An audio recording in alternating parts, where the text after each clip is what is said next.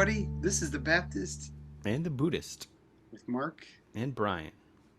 and you are listening to a brand new episode.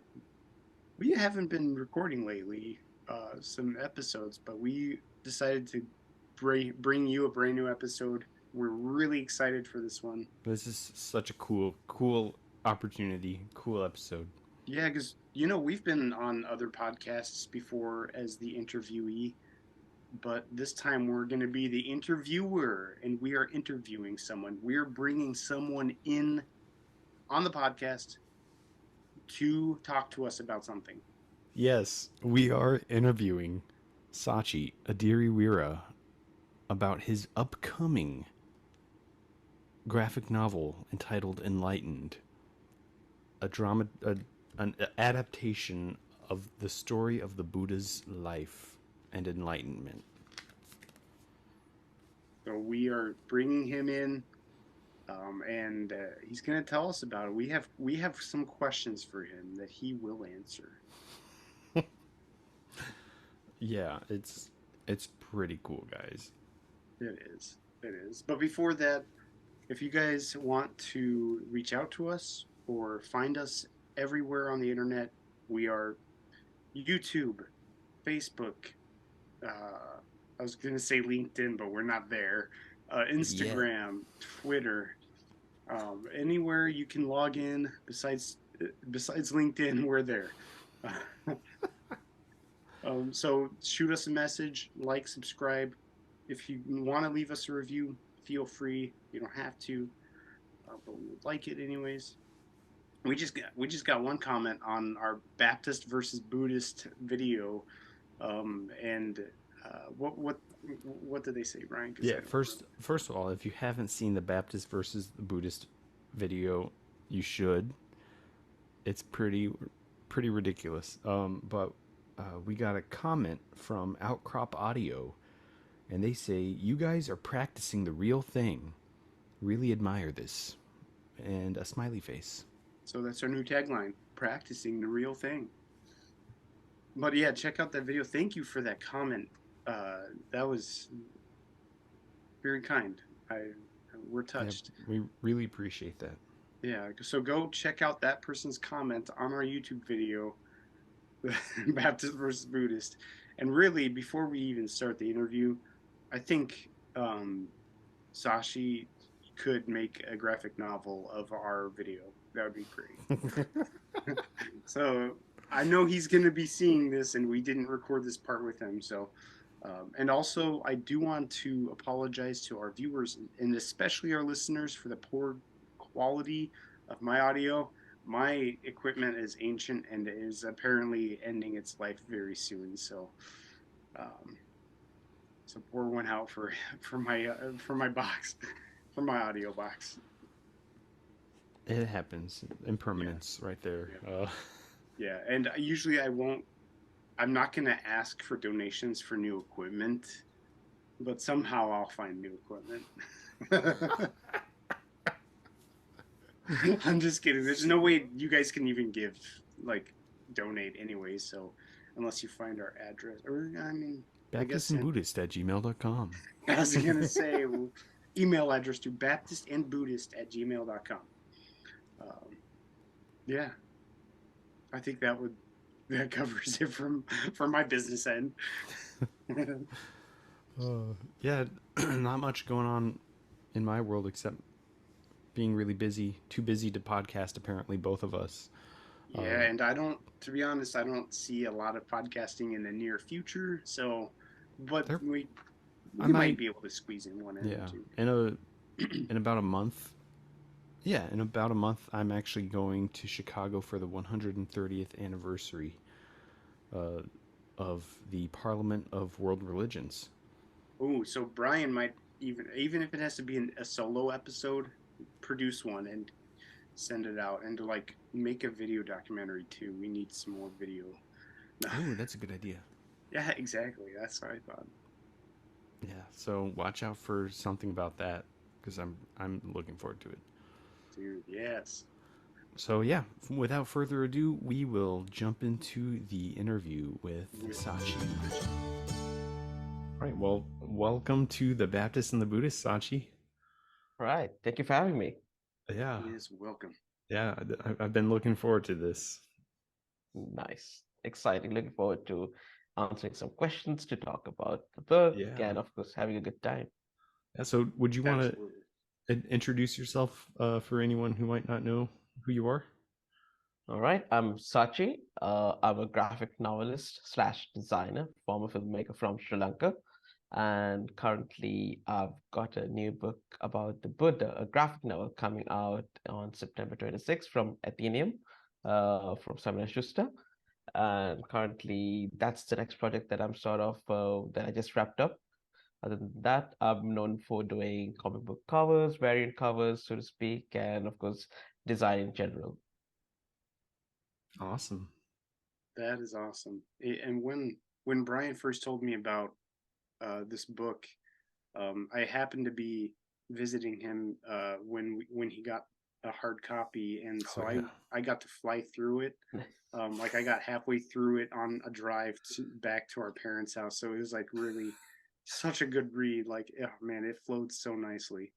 Oh, that Um, means a lot. Thank you. yeah, absolutely. And Brian, go ahead and show the camera what And book we are talking about. we're talking about Enlightened, and there's so much good to say about this. This was, as Mark said, the story just flowed, and beautiful, beautiful art. I love the blue and the orange artwork. Uh, it's just it's just so, my camera can't do it justice, but just beautiful, beautiful stuff. So the subject of this conversation is that book itself, and man, I know we have some questions, and I had some questions just like I didn't even plan on by you just showing those pages. So where do we want to start with this? Like, what is Oh this? wow. What exactly is this book about, Sachi? What's the premise for anyone that doesn't know what it's about? All right. It's an adaptation of the life of Siddhartha Gautama, who is the founder of Buddhism.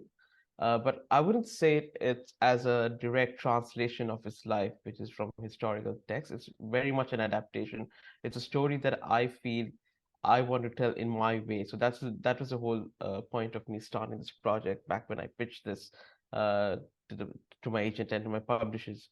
That I want to tell the Buddha story, but I need to do it in a way that I felt like this is how it might have happened. Like, because when you talk about historical texts and stuff, there's so many nuances, so many added flair, so many flavors. And I want to like strip it all down. And the book is about a man who goes on a journey to find uh not the meaning of life, a higher truth of life, so to speak. And so that's what the story is about. And that's ultimately what of course Siddhartha ends up discovering, which is what we know today as Buddhism.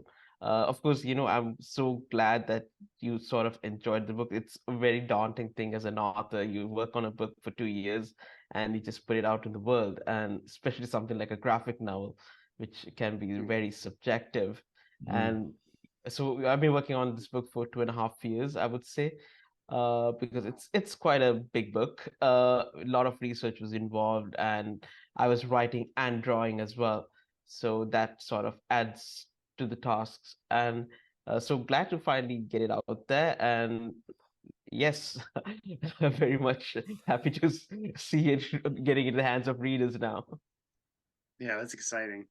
I know with the with the whole premise of the book, like where did you get the idea of like, hey, I want to make this graphic novel about the Buddha? Like, where did that come from? Well, that's a very good question. I mean, because it is one of the like primary sort of things.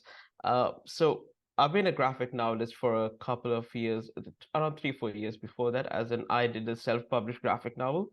So I'm from Sri Lanka, as I said, and my first graphic novel is based on historical story, which the country is known for. And I self-published that, and then I did a science fiction book, which I self-published as well. But then, oh, you got a pup. That's amazing. I love pups. So then, of course, I was going to promote my second book at Emerald City Comic Con, and then of course COVID happened, and the world came to a halt, Mm. and I was like much of the world, I was at home, working from home, and then the whole comic industry had come to a halt as well. And I was wondering what could I do? Like at that point, I was unagented as well, and I was like wondering what's something that I could really spend some time now because I would be looks like I would be at home for a while now. And then I've been a Buddhist, but I would say like I was how do you say this? Casual Buddhist, if that makes sense. Okay. So something that I always tell my friends and whoever wants to talk to me about this book, I'm not a good Buddhist, but I'll tell you the story about the Buddha well. So And so that's one thing that struck me from the book. You know, talking with my twin brother, like he's told me all about Buddhism and the story of the Buddha, and it never really I never really could see it. And like reading your book and seeing it played out with the graphics, like really made it make more sense in, especially in like the chronological order, like what actually happened.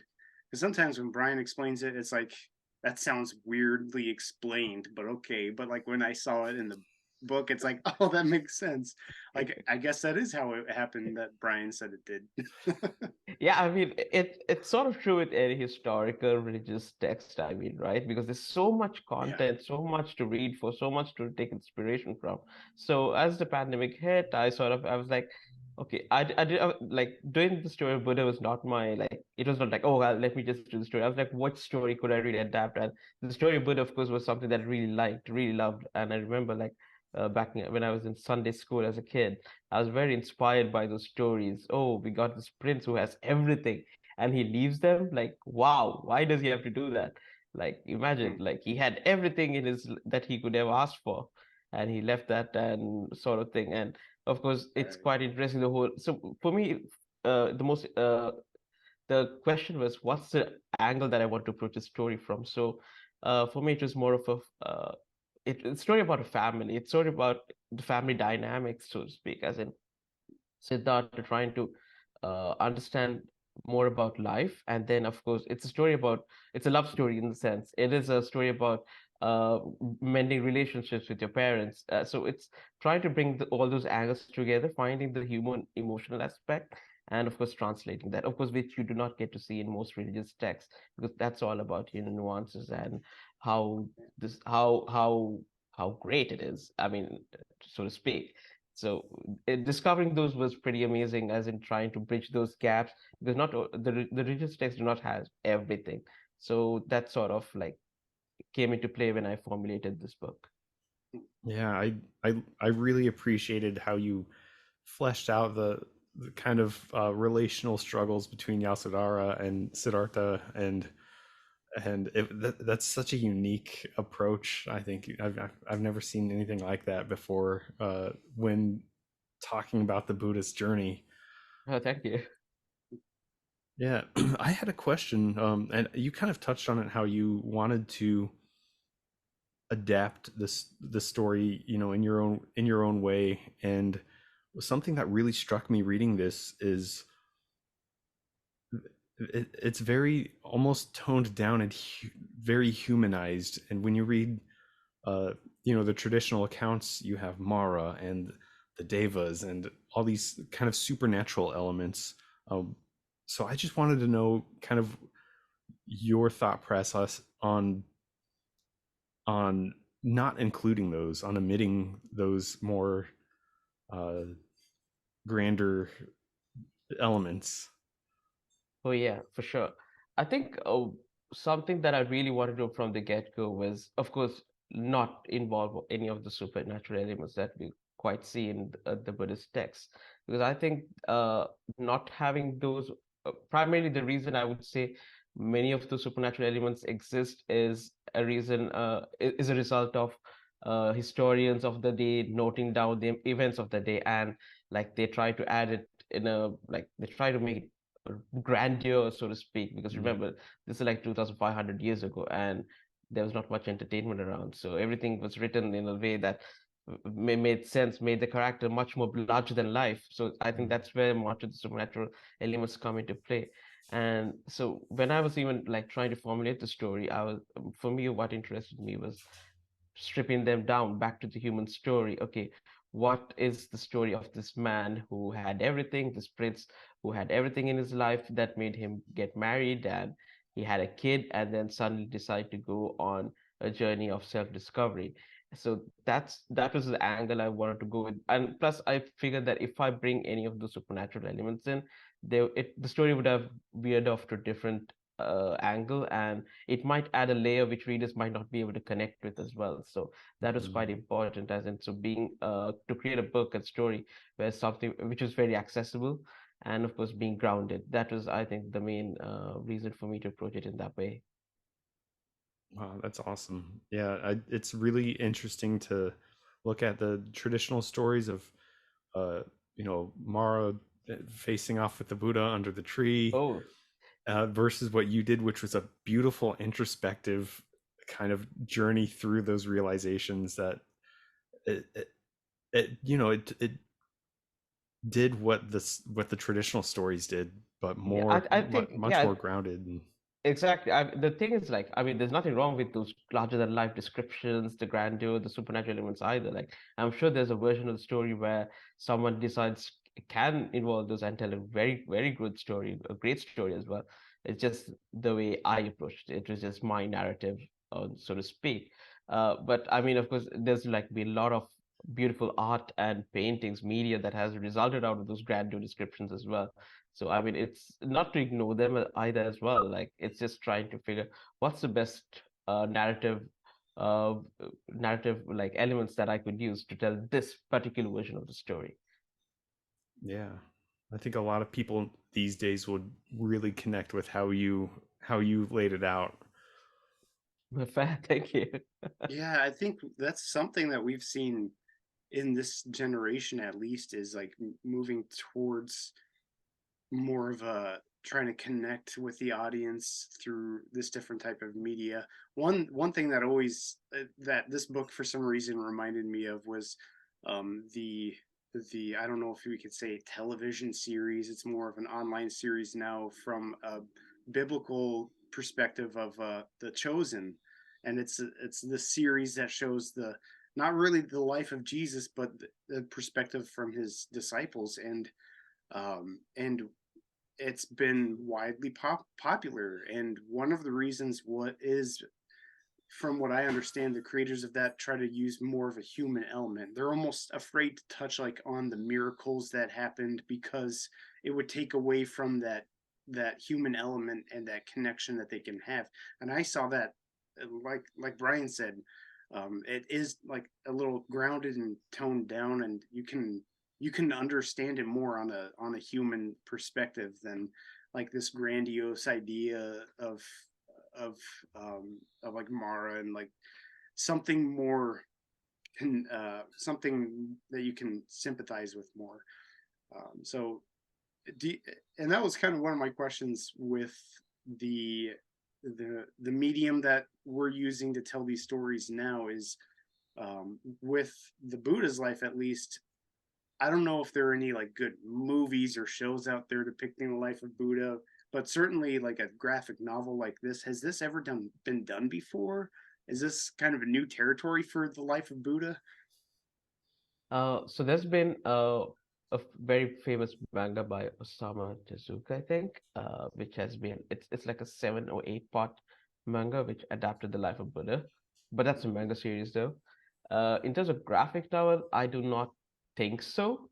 Uh, Even the manga series I haven't read, but in terms of graphic novels, I do not think anything like this exists for sure. Like in terms of like, yeah, in this format. So there could be one of the first in the world. I mean, I don't want to claim that yet, unless like someone comes out of the woodwork and let me know, no, it's not. So let's not go there. But I do think it's one of the first adaptations of such. Yeah.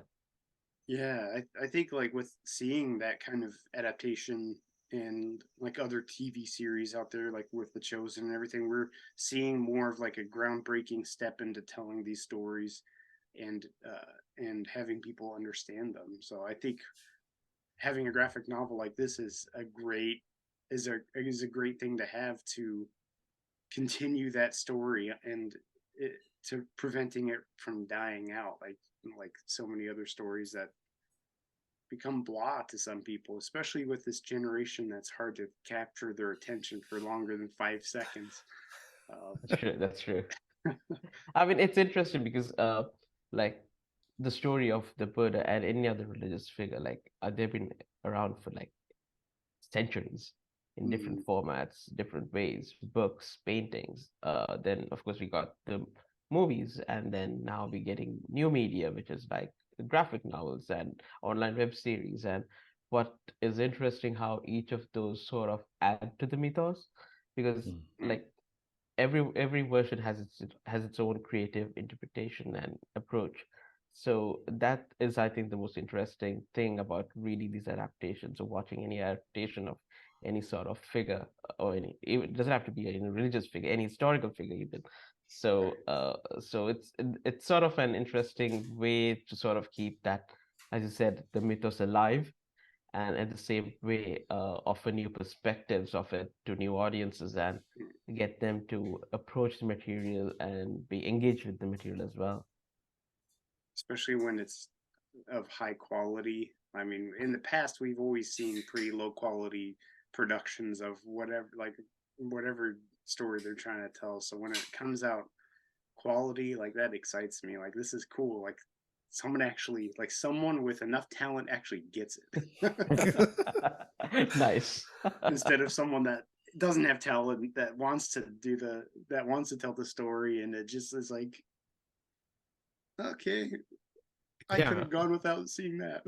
yeah, I'm sure there have been a lot of people who, feel inspired by these stories and want to be able to, convey how it if how it, important it is to them and how it impacts them, and just maybe they they aren't gifted with a talent like you are, Sachi. Like, Exactly. I mean, I think this is something special, really. Hopefully, I'll find out when the book comes out in a couple of months. Yeah. So I do hope when so. does the book come out? So it releases on September 26th around the world. So we got a few months to go. So pre-orders are live right now. So I've been promoting it, of course, everywhere on my socials, on my Instagram and Twitter. There are a couple of stores that are offering pre-ordered book plates, signed book plates. And of course, if you order it through Books of Wonder at NYC, you get a bunch of swag as well. Nice. Awesome. That's awesome. Yeah. Okay. Um, so it's out obviously in online. Sounds like you can pre-order, get some cool stuff. Uh, what's after this for you? Once this gets released, it's huge success. What's next? Well, fingers crossed. So that's so I've been working on this book for 2.5 years, or so to speak, as I said. So the first thing I did after handing my final pages, it was I took a huge break from from storytelling comics a bit. So oh yeah, I did some traveling, so to speak, and so I got as a creator, as a storyteller, I've always got a bunch of stories that I sort of want to engage with, want to develop at the same time. So there are a few ideas that I'm playing around with. There's nothing set in stone at the moment because I'm exploring what I want to do next. But knowing that it would take, I would be investing quite some time for my next book, regardless. So it's something that I approach it very delicately now, knowing that how much effort went into Mm. this book. So yeah, Yeah. but looking forward to it. And there's nothing set in stone, but it would be a graphic novel for sure. But just exploring ideas.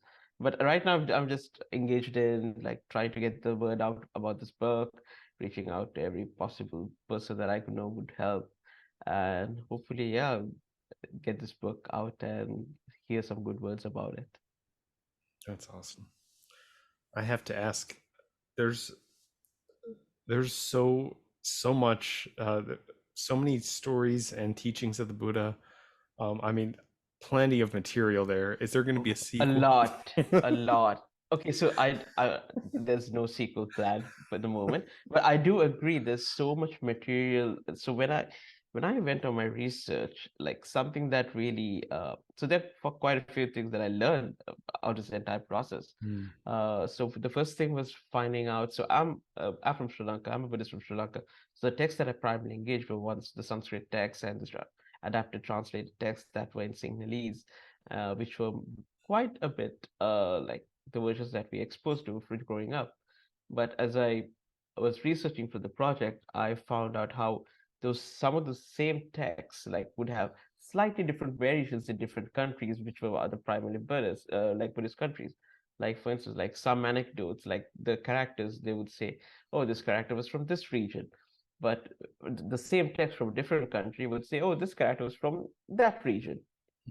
So like it's these little nuances and you realize how history has sort of been a huge part in these stories and cultures as well, like trying to make this mythos and narrative Buddha their own. And so there's like, so as you said, so much material. There's like, because like even the origin texts of these were like not Sanskrit, they were adapted from regional dialects.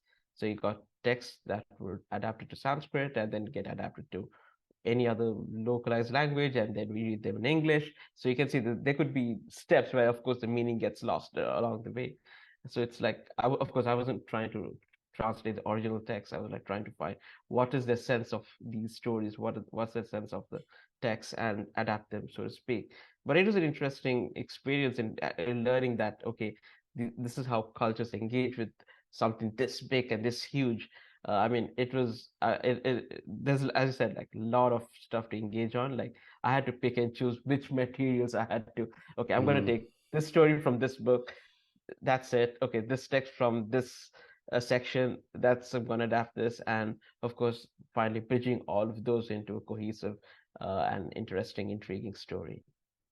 Yeah, yeah. I loved how you could incorporate like the story of Kisagotami into this narrative, and Yeah. um, I mean, I'm just like kind of tickled by some of the even just kind of what I felt like were little Easter eggs, just like a mention of Anathapindika and his part, Yes. and I'm Yes. like, oh, that's so cool. I Yeah, love that yeah. that So, made it in so there. exactly. So there are quite a few Easter eggs. Like if you're a Buddhist and read the book, there are quite a few Easter eggs that Yeah, I've planted in here and there because I would. There's no way I could have done the entire story of the Buddha in one single book, or even two for that matter. It would oh take. I yeah, would guess if I was really forced to do the entire mythos, I think it would take at least 4 or 5 books for sure. And oh yeah, yeah. because there's so much material, so much stories, so much great like little anecdotes, and I had to cut down so much because of the length Mm. of the as well, to make sure I was within length. And like I think one story which I really would have loved to have, but of course it didn't fit with the narrative I wanted to say, and it would have been out of place, was the story of Angulimala, I was just which thinking that. Yeah. yes, it's one of my favorite stories about the Buddha, and one of in terms of stories that happened during his lifetime. And of course, it didn't make sense to have it. It was never part of the outline as well. But while making this book, I did think if there's sequel, I mean, it could be there. But unless I find an angle where a sequel really makes sense, I do not think a sequel will happen. But there's so Yeah. much. If I do decide to do that, there's so much story still left to say. That's awesome. man. Yeah, and Gulamala is just such a colorful, dramatic story. Yes, It would work very, so very. well. It's such a nice story, and the whole angle of it and the outcome of it. There's so many interesting visual elements. That's why. So that's the thing for me. I think in visual. I mean, of Mm. course, I have the narrative aspect as well, but for me, when I think of something, it's primarily, well, how does it look visually? Okay, so Angulimala was one of those things, and of course, as you said, the journey of Siddhartha going to Buddha. There's this in my book, as you've seen, there's this whole chapter for it where Mm. things get much more ascended and transcended, so to speak. So that those are little things that I really enjoy working on and enjoyed working throughout this book.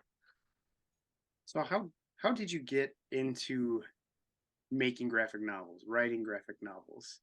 That's Oh, aside from uh, what seems like a huge project to do one, like how do you get into that? Like how did you? What's the origin story there? okay. That's so. I've been reading comics as a kid, a fan of them, and I've been drawing as well. So I was like drawing, as any kid would do, like drawing superheroes. And for a while, I was doing digital illustration. I was doing these pin-ups, like for fun and everything. And at the same time, on the side, at the time, I was doing short films. I was writing and directing my own short films, which did quite well, as in they played in film festivals, and I did like four of them. They played in like Germany, South Korea, in US as well at the Phoenix Film Festival, Indie Film Festival, and so I had this journey of. So that's when I sort of developed my love for storytelling, and at the same time on the side I was doing my illustration work as well. And quite a few friends of mine told me like, why don't you try making a comic? And I was like, yeah, that makes sense. Let me just give it a go because it didn't occur to me like, yeah, I can draw and I could tell stories. Why don't I like bring that together? So it was my friends who were like, just why don't you like try telling a comic and making a comic? So that's how I made my first self-published book, Lion Born, which pretty much what I'm known for back home because it was like the first English language graphic novel to come out of my country. But I took like 2.5 years to make that book because it was a lot of research, a lot of as in like how to make a graphic novel. So there's a lot of trial and errors. So it took me a while, but I find that's how I came. The graphic novel journey came to be. Wow. So you mentioned comic books, graphic novels. For someone that's not familiar with those, what's the difference between those two? So it's quite interchangeable, but it's more of a format definition at this point. So comics are more referred to the word is floppies, the single issues that you would find in stores. I mean, that's generally used, comics, and you could, of course, use it for the collected editions as well. But when someone says graphic novels, the term is it's more of an elevated term and more referred to the collected editions of those comics. And it's more of a standalone stories, like you would say books like Watchmen, or if you like, so Persepolis or Mouse, like those books which have more of a concise and standalone format to it are referred as graphic novels opposed to comic books. Okay. I mean, of course, someone can completely interchange those terms. Like, this is just my interpretation and my understanding of it. But someone could come and say, no, Watchmen is a comic too. It is a comic, of course, 100%. Yeah, I think I've only owned one. I used to like read Star Wars comics as a kid, Oh, nice. Okay. but I owned one graphic novel, and that was The Hobbit. It was Oh, graphic novelized. It was really great, and I always called it the okay. comic book Hobbit. But Yeah, like yeah. later on in life, it's like, oh yeah, this is a graphic novel, not a comic book. I So think this might be my first ever graphic novel that I've owned Oh, and read, right. actually. Okay. first of That's many, right? No, Right. I'm they are still in awe very that good. this only took you like 2.5 years to make, though. uh, That's wow. it's yeah, I mean it is still a lot of work though. I mean, because I was doing my day job as well. Like I'm experiential designer by trade. I'm a design Wow. lead now, so I was like, this thing was my site. Like I would spend a few hours per day only, not the full day, but still managed to get it happen, and quite proud of Wow. what we managed to put together. That's Man, so impressive. Cheers. no kidding. Well, it looks like Man. we have 4 minutes left. Just So giving us a heads up yeah, on yeah. that. You could throw in any more questions and happily answer them. Oh man. I What, don't I don't think uh, I have any more questions. yeah, that was the questions I had. So, remind our listeners and viewers where we can find this book when it's released, um, and so they can check it out, and then we can link it in the show notes and everything too. All right, wonderful. So Enlightened comes out on September 26th. Uh, it's currently available for pre-order online and anywhere that sells books. You could find direct links on all of my social sites on Instagram, which my handle is /root as in ROUTE 345, and on my Twitter as well. All the pre-order links are on my bio over there. And of course, there are a few stores that are doing pre-order campaigns where you can get a signed book plate. And if you order from Books of Wonder New York, you will get a personalized signed book plate along with a bunch of swag as well. So that's where you can get my book right now, and hopefully you get it and find it interesting. And if you do like it, please leave a review over at Goodreads or any other platform that you purchased it from, so people can get it as well and know that it's a book that's worth your time. Awesome. Absolutely. I highly recommend all of you watching to pre-order this or order it. It is an amazing, amazing book. Yeah, do consider pre-ordering because that does help us authors, because the pre-order sort of helps the publisher gauge the numbers and sets up like it's good. that's the way to go about it. Yeah. Pre-orders help, so please do pre-order. And of course, I'd like to like drop in a few thank yous to some of the folks who help me make this book help come to life. First of all, of course, my agent, Gordon Warnock from Fuse, who was the first person to believe in this project and knew that there was something special here. And then, of course, my editor over at Athenium, Eliza Liu, and my art director who worked on this, Greg, who both worked with me throughout the entire 2.5 year period to make this book a reality. So, and of course, Alex, who has been helping with everything to help me promote this book, which is quite a crucial part, which I'm discovering now, and of course, getting the word out. So thank you guys, and I'm really looking forward to sharing this book with the world and see how it goes. That's awesome. Thank you so much. It looks like our time is about up, so I just want to thank you so much for coming on here and talking about Enlightened. And of course, thank you for having me. This was really fun. I think this is the first podcast thing I'm doing, so quite excited. I'm really glad that it was with you guys. It was fun. Awesome. Thank you so much. Yeah, thanks for being with us, everybody listening and watching. This is Sachi with Enlightened. Check it out. I think from here, this will be the end of the episode. So this has been the Baptist and the Buddhist with Mark and Brian and Sachi. And Sachi. All right. We will Thank you guys. See y'all next time. Cheers.